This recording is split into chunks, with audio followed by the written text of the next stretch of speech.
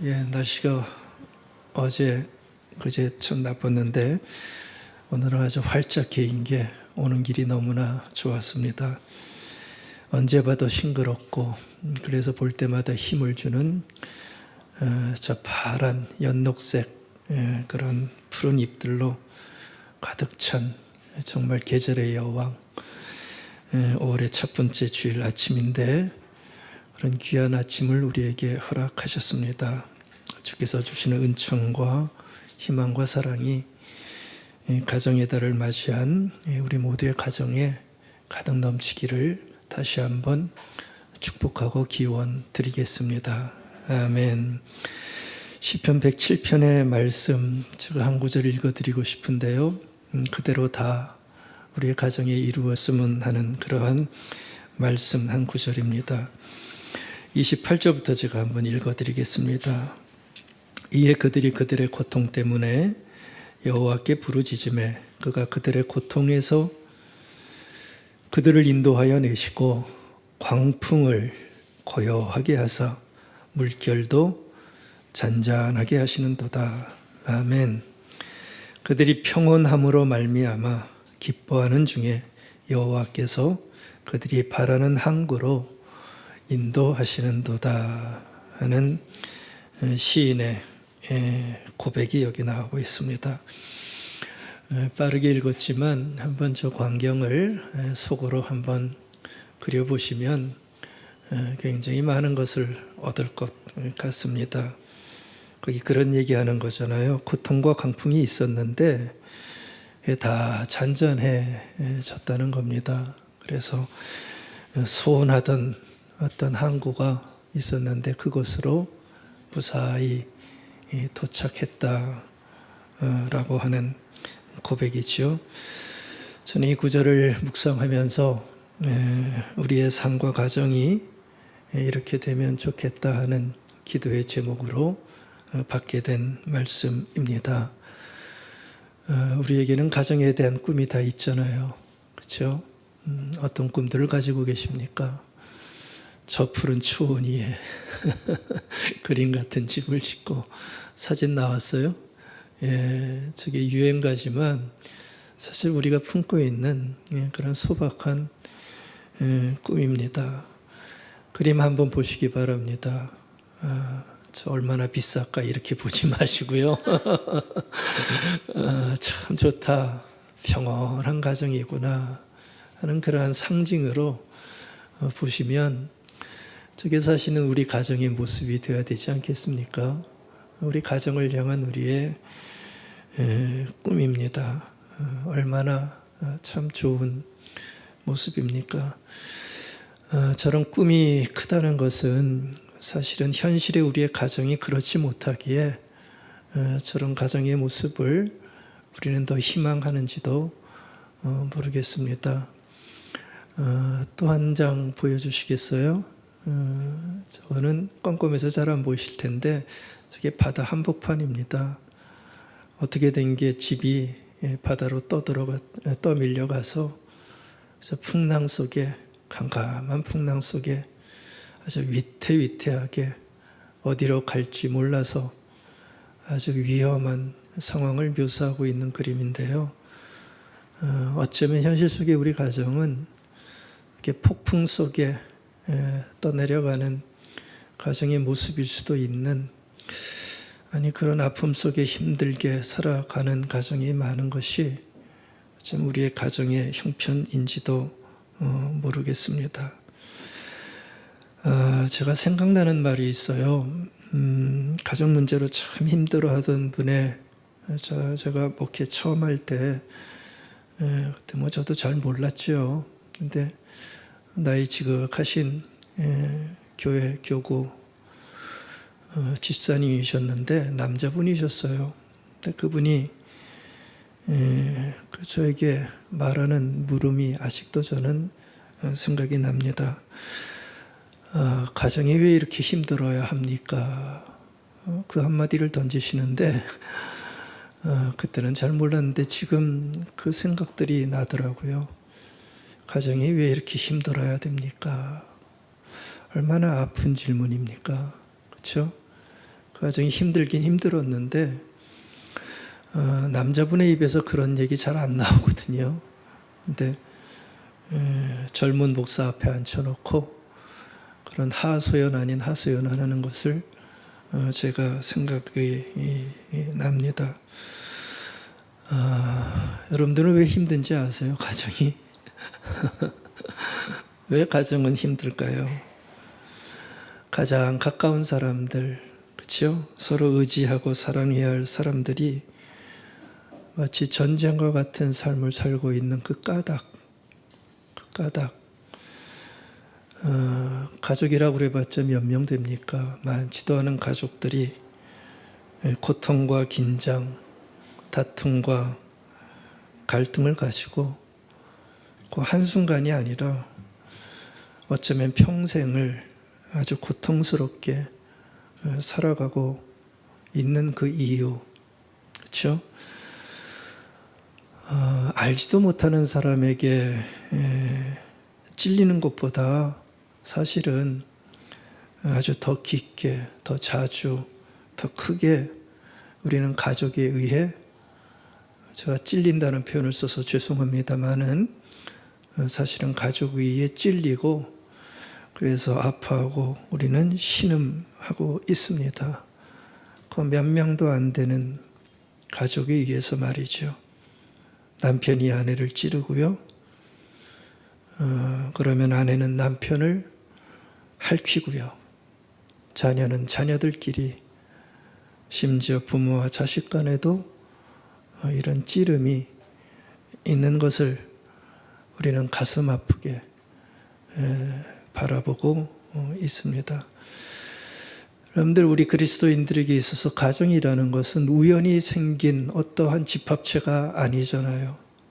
우리에게 있어서 가정이라는 것은 하나님의 축복 속에 이루어진 하나님의 최초의 창조물, 창조된 기관, 그것을 우리는 가정으로 고백하고 있고 그러기에 소중하다 생각하고 있는 것이 우리의 가정관인데, 보십시오. 그런 귀한 가정이 일반 가정뿐만 아니라 성도들의 가정 가운데도 그렇게 귀한 가정이 끊임없이 훼손되고 있는, 부인할 수 없는 아픔을 가지고 살아가고 있습니다.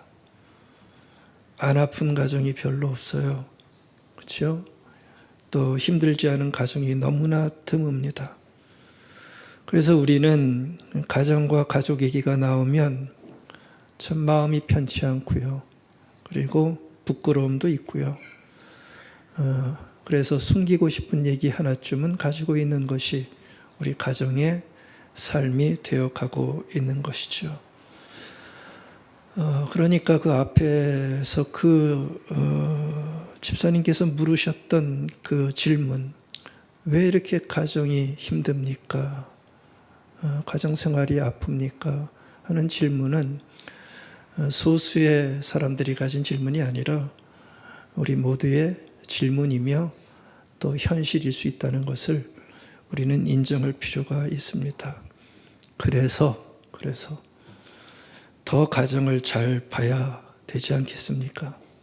아픔이 있길래 무시하지 말고 더 직시하여 바라보는 그런 담대함도 사실은 필요한 것입니다. 그래서 우리는 더 이상 아픈 가정사를 앞으로는 만들지 말고 회복시켜 나가는 소명, 가정을 향한 소명, 이것을 우리는 가지고 있어야 되는 것입니다. 제가 많은 말씀 드리지 못합니다. 너무나 많은 얘기들이 있기에 드릴 말씀은 많지만 많은 말씀은 드리지 못하고요. 하나님께서 가정 안에 있는 우리 모두에게 물으실 것 같은 질문 하나 오늘 제가 던져 드리려고 합니다. 질문은 다른 게 아닙니다. 그렇게 현실의 가정이 힘들다면 그 가정 당신은 어떻게 세울 건데? 하나님께서 그 질문을 꼭 해볼 것 같아요. 당신의 가정을 어떻게 지킬 건데? 어떻게 세울 건데? 그 질문, 하실 것 같은데 그 질문 제가 대신해서 한번 좀 드리고 싶습니다.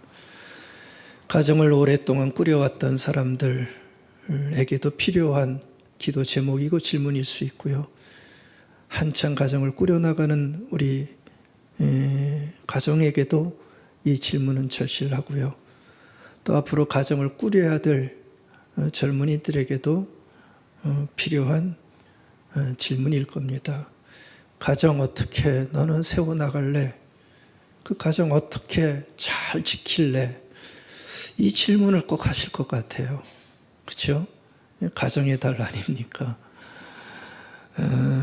이 질문을 오늘 하나 제가 좀 던져드리고 싶은데 여러분들이 좀 마음에 담으셔서 각자의 답을 좀 잘 찾으시면 많은 도움이 될 것 같습니다.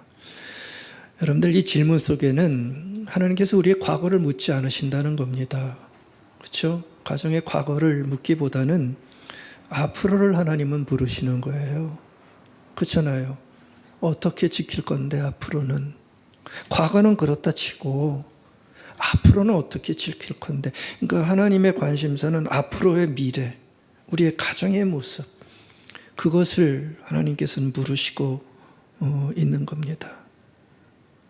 여러분들 이 질문에 아주 명확한 답을 꼭 찾으시기 바랍니다. 그리고 아주 끈기 있게 그것을 유지하시고 실행하시기 바랍니다. 그래서 폭풍 가운데서도 잔잔하게 만드시는 하나님의 은혜를 평생의 삶 동안 많이 누리시기 바랍니다. 그러면 되는 거 아닌가요? 그렇잖아요. 그러면 되는 겁니다. 제가 오늘 본문에서 몇 가지 답을 좀 보게 됐어요.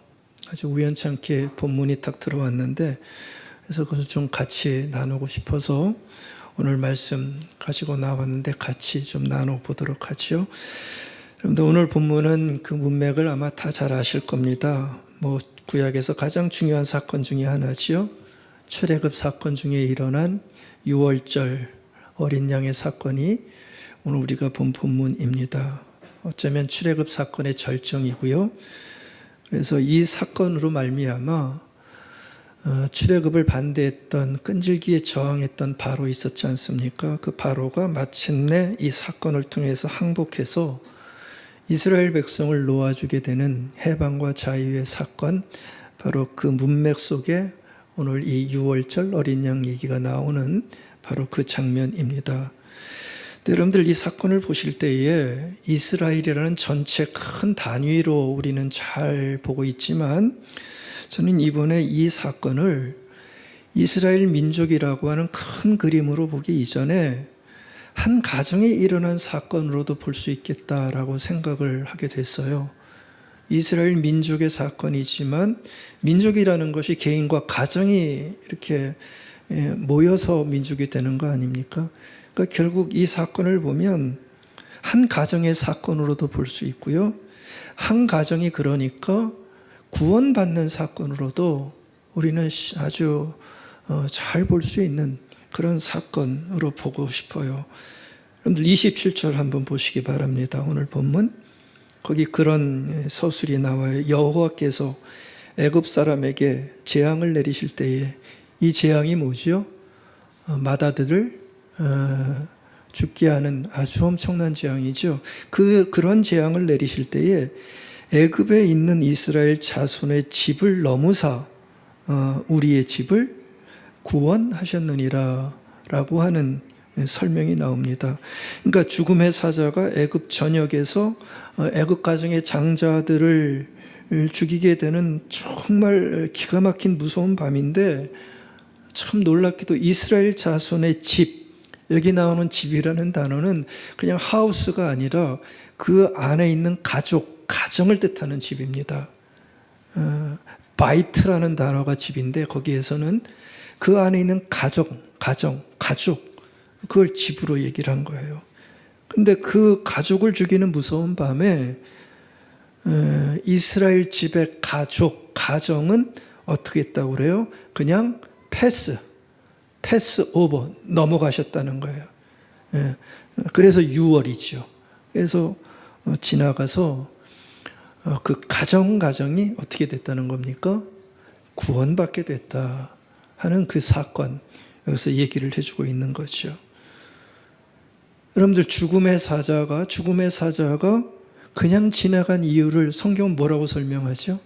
죽음의 사자가 다 들어가서 죽음을 초래하는데 그 이스라엘 가족의 집은 넘어갔다고 그래서 그렇게 넘어간 이유가 뭐죠? 아시죠? 어린 양의 피 때문에 그 집은 넘어갔다. 이렇게 얘기를 하고 있습니다. 23절에 그 내용이 나오잖아요. 흠없는 어린 양을 잡아가지고 그 피를 잡으니까 피가 나오겠죠. 그 피를 문에 상인방에 바르고 뿌리고 좌와 우에 문설주에 바르게 되면 그 어린 양의 피의 표시를 보고 어떻게 합니까? 죽음의 사자가 들어가지 않고 지나가. 그러니까 결국 그 가정은 어떻게 된 거예요? 죽음의 영으로부터 보호받고 구원받아 자유와 해방을 누리게 됐다라고 설명하는 바로 그 장면인 겁니다.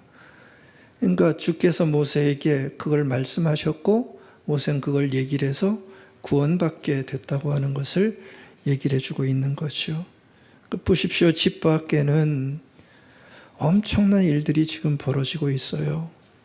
비명소리가 들리고 죽음이 난무하고 있는 그러한 아주 엄청난 밤인데 참 놀랍죠. 어린 양의 피를 바른 그 가정과 가족들은 폭풍한 가운데서도 정말 안전하게 보호받고 구원받았다고 하는 어떤 사건을 우리에게 얘기를 해주고 있습니다. 오늘 말씀 제목 그대로 나오잖아요. 어린 양의 피가 어떻게 한 거예요? 가정을 보호하고 지킨 거 아닙니까? 이 사건으로만 보면 그렇잖아요. 바로 그 어린 양의 피가 죽음과 격변의 밤에 결국 뭐가 된 거예요? 그 가정의 방패막이. 그렇죠? 그 방패막이가 돼서 가정과 그 가정의 장자를 보호하고 장자를 보호했다는 그 가정을 보호한 것이요. 그렇게 지켜준 것으로 6월절 그 밤의 사건을 우리에게 설명해 주고 있습니다. 여러분들 이 그림을 어떻게 보십니까? 여러분들 이 그림은 정말 우리 신앙인들에게 주는 어떤 인사이트, 굉장히 강한 의미가 있는 상징이고 그림으로 꼭 볼 수 있어야 됩니다. 그래서 이스라엘 백성은 이 6월절을 그렇게 중요하게 여겼던 거예요. 그래서 오고 오는 모든 세대에 이 광경을 어떻게 하라고 해서 가르쳐라. 하나님의 보호하심이 있었다 하면서 이 6월절 규례와 6월절 어린 양을 계속해서 그 가정 오고 오는 모든 자녀들에게 가르쳐 주라고 얘기를 하고 있는 것을 우리가 볼 수가 있습니다. 여러분들 이 어린 양의 피가 가정을 지킨다는 의미, 이걸 좀 여러분들 좀 잘 새기시기 바랍니다. 가정이 왜 이렇게 힘들어? 그 질문 속에 우리는 여기서 답을 좀 찾아야 됩니다. 신앙인들은 어린 양의 피가 가정을 지킨 거 아닙니까? 그렇죠? 여러분들은 가정을 지키는 게 뭐라고 생각하세요? 신앙인으로서. 그때 가정은 어떻게 지킬 수 있습니까? 폭풍우 치는 한밤중에 어려운 일들이 내가 생각지 않은 어려움이 밀려올 때마다 도대체 나의 가정은 어떻게 지켜야 되는 건가요? 한번 생각을 해보시기 바랍니다. 경제적으로 풍요하면 지켜질까요? 세상은 그걸로 지킨다고 애를 쓰잖아요, 가정을. 사회적인 명성이 있으면 가정이 지켜지나요? 얼마나 더 많이 힘든 가정 많은지 몰라요. 여러분들 오늘 본문에서 이렇게 우리에게 주어지는 이 광경, 어린 양의 피가 그 죽음의 밤에 가정을 보호했다, 지켰다고 하는 이 상징성, 저는 굉장하게 우리에게 주는 하나님의 메시지가 있다라고 보고 있습니다. 여러분들도 답을 꼭 발견하십시오. 가정을 도대체 어떻게 지켜야 하나? 우리는 생각해 봐야 됩니다. 여러분들, 어린 양의 피가 이 가정에 준 게 뭔가 한번 좀 정리 잠깐 해드릴게요. 어린 양의 이 피가, 그렇죠? 양의 피죠? 이 가정에 준 게 있죠? 그렇죠? 뭘 줬냐 하면, 어린 양은 피를 주기 위해서 먼저 어떻게 해야 됩니까? 당연히 죽어야 되겠죠. 그렇죠? 그 가정을 지키기 위해 사실은 그 어린 양은 죽은 거죠. 그 피 때문에, 피라는 것은 결국 어린 양의 뭐지요? 희생의 표시가 아닙니까? 어린 양이 그 가정에 준 건 자신의 피입니다. 그의 죽음이고 결국은 그의 희생이고, 그 희생으로 말미암은 어떤 섬김이 어린 양이 그 가정, 그 어린 양의 피로 살아난 가정에 준 정말 놀라운 선물이죠. 그 어린 양이 죽지 않았다면 그 가정은 피가 있을까요? 없을까요? 피가 없죠. 피가 없으면 그 밤에는 살아날 수 없었다는 거 우리가 잘 알고 있습니다. 거기 보시면 어린 양의 피는 가정마다 한 마리씩 있어야 된다고 얘기를 해요. 보셨습니까? 가정마다 한 마리의 어린 양이 있어야 된다라고 분명히 얘기를 합니다. 그렇다면 죽은 그 어린 양은 온전히 바로 그 가정, 자기가 죽은 그 가정을 위해서만 피를 흘린 어린 양이 된다는 거죠. 그러니까 가정마다 뭐가 있어야 된다는 겁니까? 죽어나간 어린 양의 희생과 섬김이 있어야 한다는 것을 우리는 여기서 볼 수가 있습니다. 죽음의 사자는 그 어린 양의 피라고 하는 결국은 사인이지요. 표시. 그 표지를 보고 이거는 어떤 가정이다? 하나님 백성의 가정이다 하는 그 사인인데, 그거를 보고 넘어가게 됐던 겁니다. 어린 양의 피가 하나님의 백성이라는 구별을 그들에게 준 거죠. 여러분들, 이 구별됨도 굉장히 중요한 거예요. 가정에는 구별이 있어야 됩니다. 애굽의 백성이 아니라고 하는 구별, 그거를 어린 양이 그 가정에 준 거예요. 여러분들은 구별이 되시나요? 세상의 가정과 다른? 그 구별됨을 보고 죽음의 사자가 넘어간 거 아닙니까? 여러분들, 우리가 구원을 누리고 가정을 지키려면, 어린 양의 피가 우리 가정을 지키려면 사실은 구별됨이 있을 때 그 구별된 표시를 보고 넘어갈 수밖에 없다는 것을 우리는 여기서 발견할 수가 있죠. 결국 이 구별의 표시로 인해서 그 피를 바른 가정은 보호를 받은 거고요. 방패가 되어져서 구원과 자유와 해방을 기쁨으로 누릴 수 있게 된 것을 우리가 볼 수가 있습니다. 자, 어디서 많이 보던 구도 아닙니까? 어디서 많이 보셨습니까? 십자가. 그렇죠? 십자가잖아요, 이게. 이게 십자가 아니고 뭡니까? 그래서 바울은 그리스도가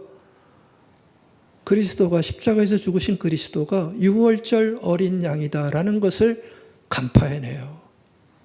예수 그리스도의 십자가를 보면서 이게 유월절의 어린 양이었구나. 이거를 바울이 탁 간파를 한 거예요. 그래서 고린도전서 5장 7절에서 그 얘기하잖아요. 그리스도께서 우리의 유월절 양으로 희생되었습니다. 그렇죠? 그 밤에 그 유월절의 어린 양이 희생돼서 어떻게 됐어요? 그 가정이, 바로 그 가정이 구원받은 것처럼 그리스도께서 우리의 유월절 양으로 우리를 위해 희생되셨습니다. 그래서 어떻게 된 거예요? 우리는 구원받고 믿음의 삶을 살아갈 수 있게 되었습니다. 라고 하는 것을 바울은 알아차렸던 거죠. 그러니까 죽음의 밤에 하나님의 말씀에 순종해서 어린 양의 피를 발랐던 가정이 그렇게 구원받았던 것처럼 죄로 죽을 수밖에 없던 많은 이들이 십자가에서 피 흘리시고 죽으신 예수 그리스도의 희생의 죽음을 통해서 구원을 받아 믿는 그 이들과 믿는 그 가정이 보호받고 구원받게 되었다는 것을 얘기를 해주고 있어요. 그러니까 똑같은 구도가 여기에서 펼쳐지고 있습니다.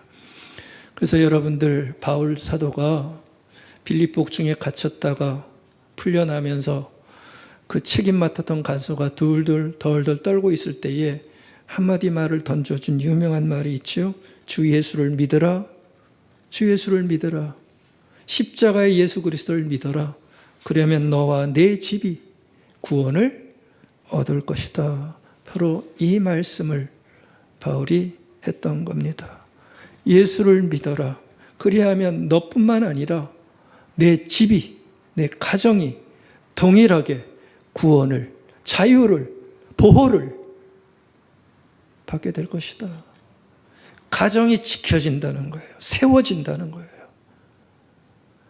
그러니까 6월절 어린 양이 우리 가정에 주는 굉장한 도전이 여전히 신약의 예수 그리스도의 십자가 통해서 여전히 이어져 내려오고 있고요.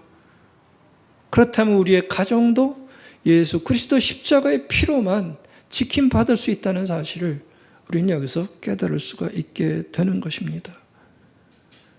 주 예수를 믿으라. 그리하면 너와 내 집이 구원을 받으리라. 이게 구원이라는 단어가 나오는데 여러분들 여기서 말하는 구원은 단순히 영혼의 구원만을 말하는 건 아닙니다. 아주 총체적인 모든 것의 구원, 그걸 말해주는 거예요.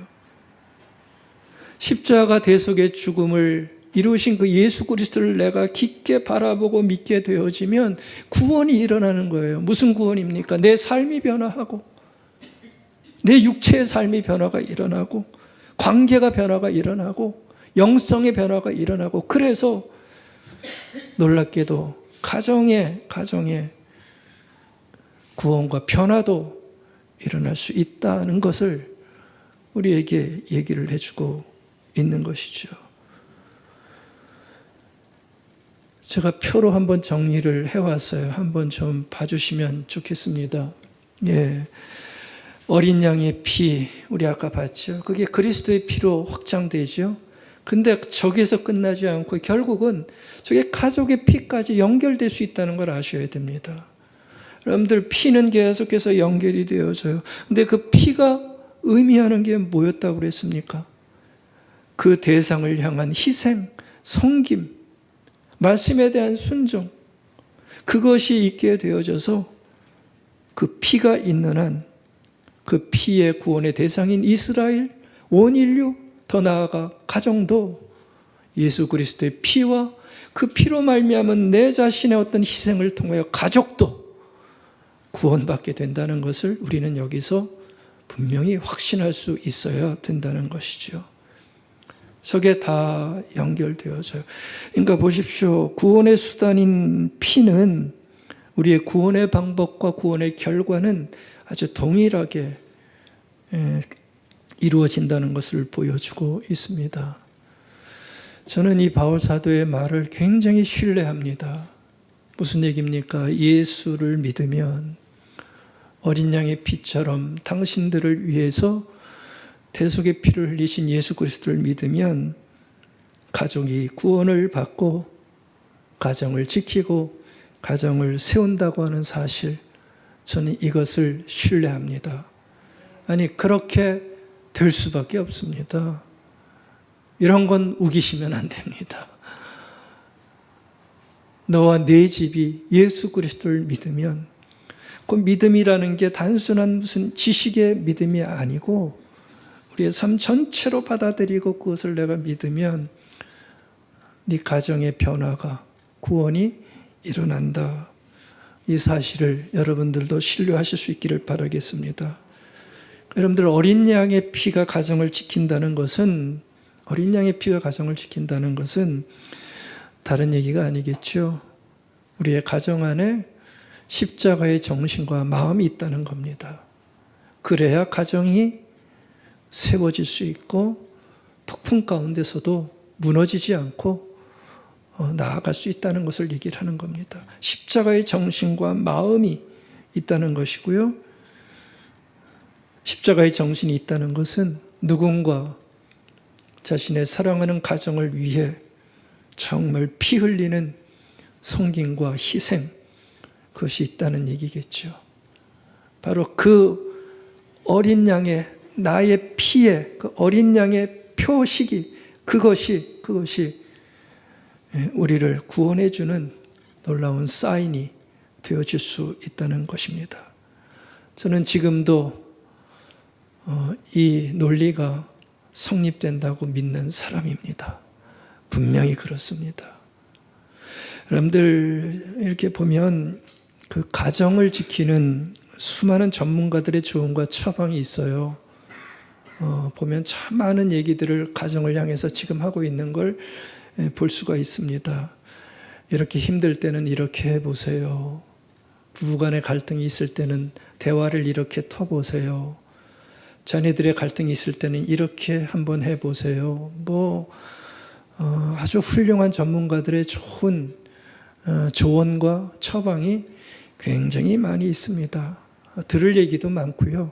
실제로 잘 적용하면 많은 도움을 얻을 수가 있습니다. 근데 말입니다. 중요한 건 그거를 행할 수 있는 힘이 있어야 된다는 거죠. 이렇게 해보세요 그랬는데 이게 어떻게 된 건지 하기가 싫은 거예요. 하기가 싫은 거예요. 하기가 힘든 거예요. 그러니까 여러분들 어떤 심리적이고 관계적인 접근보다 먼저 앞서와야 하는 게 있다는 것을 우리는 알아야 된다는 겁니다. 그게 우리 성도들에게는 뭔지 아세요? 바로 십자가의 정신과 마음이지요. 이게 먼저 와 있어야 돼요. 그래야 얘기도 들리고요. 얘기할 수도 있고요. 왜요? 십자가의 정신과 마음에는 우리가 지난주에도 봤지만 뭐가 있다고 그랬어요? 십자가는 참음이라고 그랬잖아요. 여러분들 십자가의 정신과 마음은 우리에게 인내를 준단 말이에요. 인내가 있을 때 우리는 사랑을 할 수 있고 믿음을 가질 수 있고 희망을 가질 수 있다고 그랬는데 십자가의 정신과 인내가 주는 그것이 있을 때만 우리는 이러한 것들을 사실 행할 수 있는 거예요. 그러니까 이 조언, 무슨 이렇게 상담 참 좋습니다. 근데요, 그것보다 먼저 앞서와야 되는 것은 내 안에 어린 양의 피로 내가 구원받았다고 하는, 그리고 그 십자가의 피만이 우리 가정을 온전히 지킬 수 있다고 하는 그 십자가의 정신과 마음을 내가 확고하게 가지고 있을 때 그 모든 것들이 사실은 효력을 발휘할 수 있게 되는 거죠. 그때 비로소 대화도 되고요. 갈등도 풀 수 있게 되는 것이지, 이게 없게 되면 백약이 무효더라고요. 잠깐이지요.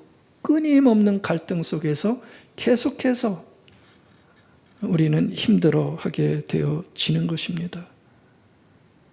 가족의 대속을 위한 누군가의 피 흘림, 귀한 섬김, 그것이 가정 안에 깊게 뿌리내고 있을 때 그때 비로소 가정은 회복되고 지켜지며 세워져 나간다는 것, 우리는 기억할 필요가 있습니다.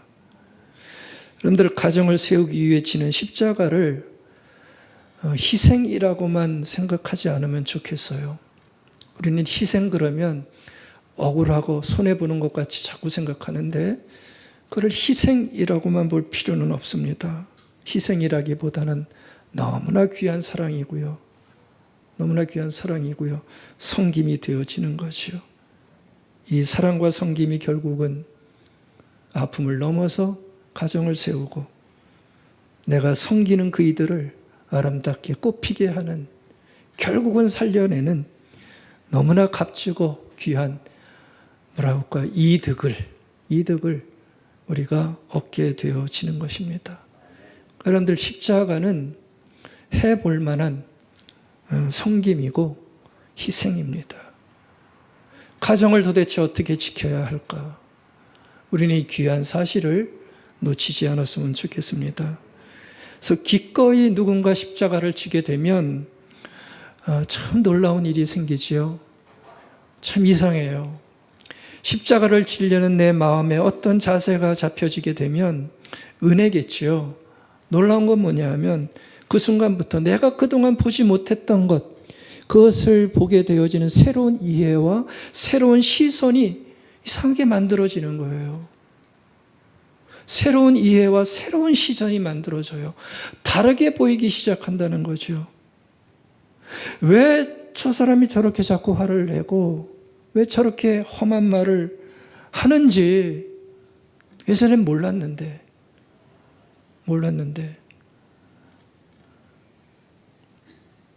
십자가의 마음이 들어오니까 그게 보여요.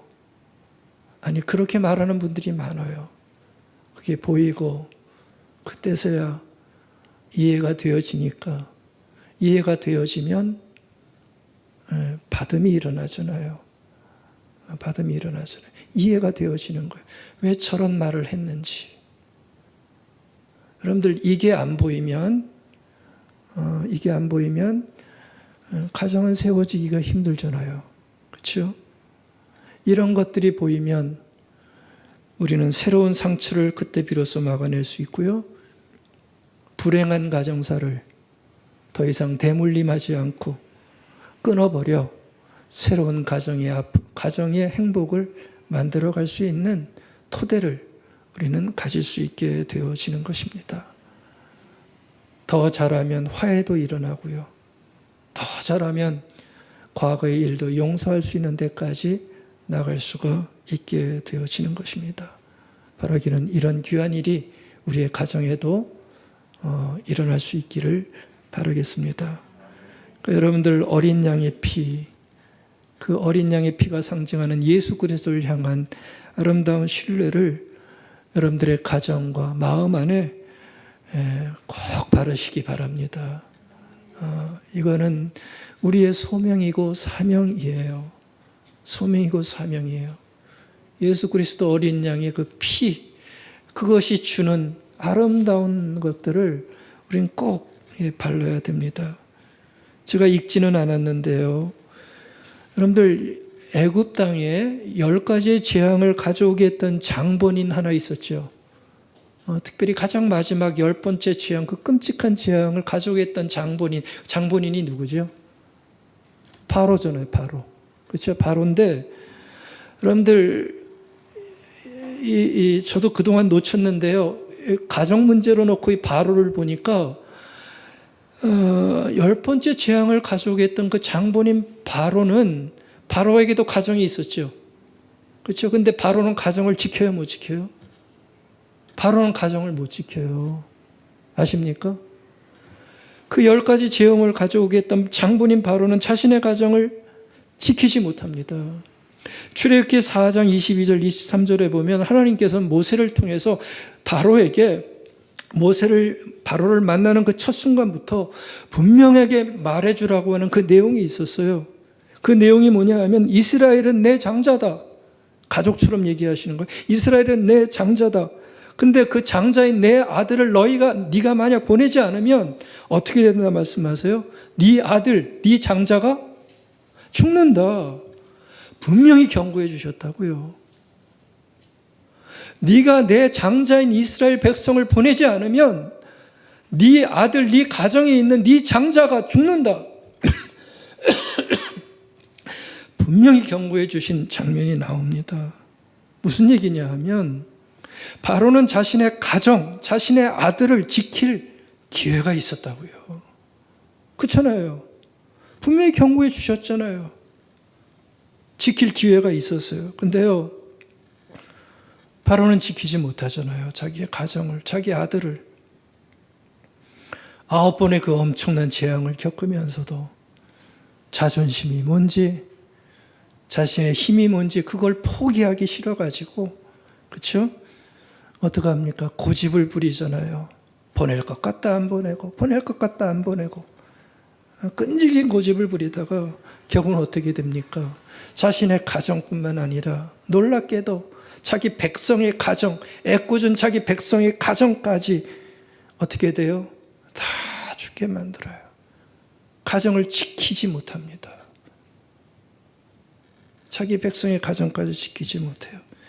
여러분들, 이 10번째 재앙은 사실은 섬김이 없는 자, 희생이 없는 자, 백성을 향한 섬김이 없는 자가 고집스럽게 만들어낸, 그 죄성이 만들어낸 어쩌면 비극일 수 있다는 것을 우리가 꼭 볼 수 있어야 됩니다. 그 고집을 언제 꺾나요? 바로가 고집 언제 꺾지요? 자기 아들이 죽고 자기 백성이 죽어나가는 큰 부르짖음, 12장 30절, 통곡의 부르짖음을 듣고 나서야 바로가 고집을 꺾습니다. 자신이 그렇게 세지 않다는 것, 자기 아들조차 지킬 수 없는 무력한 존재라는 것을 그때 비로소 그 부르짖음을 들으면서 때늦은 통곡을 들으면서 우리 식으로 하면 땅을 치면서 통곡을 한 거예요. 그런데 이 장면 한번 잘 꼭 새기시기 바랍니다. 보십시오. 한 사람의 고집과 영적인 무감각이 얼마나 많은 이들에게 아픔을 가져옵니까? 그렇잖아요. 한 사람의 고집입니다. 죄성입니다. 그 영적인 감각 없음입니다. 그걸로 인해서 가정이 세워지지 못해요. 자기 백성조차 보호하지 못해요. 애굽의 재앙은 한 사람의 영적인 무감각과 고집이 만들어낸 비극이라는 것을 우리는 알 수가 있죠. 여러분들, 가정을 구원하고 가정을 지키는 길은 답 나오지 않나요? 고집 부리지 말고 순종하는 데 있다는 것. 결국은 그거더라고요. 누구를 향한 순종입니까? 누구를 향한 순종입니까? 하나님에 대한 순종이고 하나님의 뜻에 대한 순종이고 하나님께서 가정을 위해서 만들어 놓으신 어떤 법칙이 있어요. 아내와 남편, 자녀와 자녀, 하나님께서 만드는 가정의 법칙에 대한 순종이 있을 때 가정은 지켜지고 가정은 세워지며 가정에서 원하시는 하나님의 뜻을 우리는 온전히 누리며 살아갈 수 있는 축복을 얻을 수 있다는 것을 우리가 알게 되어지는 것이죠. 여러분들, 죽음의 밤에 가정을 지킨 사람들은 어떻게 해서 가정을 지켰습니까? 하나님께서 명한 대로 순종해서 뭐 한 거예요? 어린 양의 피를 잡아 어린 양의 피를 자기들의 문에 바른 자만이 구원을 얻게 됐다는 것을 우리는 알 수가 있습니다. 여러분들은 피를 문에 바르게 하라고 명령하신 이유가 뭐라고 생각하세요? 왜 하필이면 어린 양 잡아서 피를 문에 바르라고 얘기하셨죠? 왜 그 피를 왜 문에 바르라고 얘기하셨습니까? 피를 바르지 않으면 헷갈릴까 봐요? 피를 바르지 않으면 실수할까 봐요? 아니죠. 여러분들, 광야의 놋뱀 사건도 똑같은 사건이 거기 나오잖아요. 광야의 놋뱀, 이스라엘 백성들이 불평하다 불뱀에 물려 다 죽게 됐죠. 그때 뭐라고 얘기하십니까? 놋뱀 하나 달아놓고 장대에 달아놓고 저 장대에 달린 놋뱀을 바라보는 자는 독이 다 사라져서 구원을 받게 될 것이다 라고 말씀해 주셨어요. 쳐다보지 않아도 구원받을 수 있죠.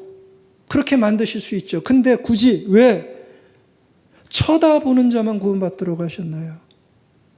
어린 양의 피, 그거 안 바른다고 구별하지 못할까요? 아니죠. 근데 왜 바르게 하셨고, 왜 쳐다보게 하셨나요? 다른 거 아닙니다. 하나님의 구원은 하나님께서 만들어 오신 어떤 뜻을 따르는 자에게만 열려 있다는 것을 그들에게 분명하게 가르쳐주고 싶었던 거예요. 노뱀을 바라보라 하지만 바라보면 산다고 하는데 그까이 것, 그렇죠? 그까이 것. 설마 아주 우습네? 우리를 뭐로 하는 거야? 그까이 것 그러면서 그 단순한 그 명령 하나를 순종하지 않은 자들은 죽어갈 수밖에 없다는 거예요. 어린 양의 피 발라라 그럴 때 뭐 그게 우리를 살려줄까? 그까이 것. 그러면서 역시 고집이지요. 우리 안에 언제나 살아있는 이 고집, 나의 판단, 나의 평가, 나의 인식, 그까이 것. 설마 이걸 지킨다고? 하나님은 참 우리를 잘 아시는 것 같아요. 역으로 공격하시는 겁니다. 그까이 것 하지 말고 단순한 사실에 순종해라. 바라봐라. 발라라. 그러면 산다.